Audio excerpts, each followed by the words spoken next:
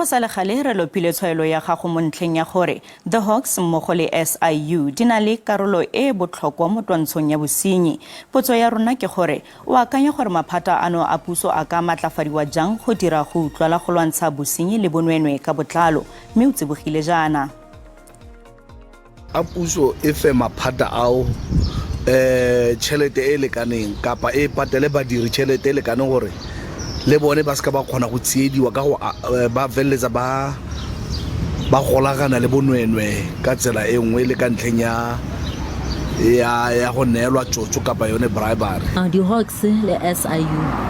bona ba bereka thata ba tseba se ba se dirang ka gore bo manager batho ba utswa ba o dirang ba utulla ba ntšhe bale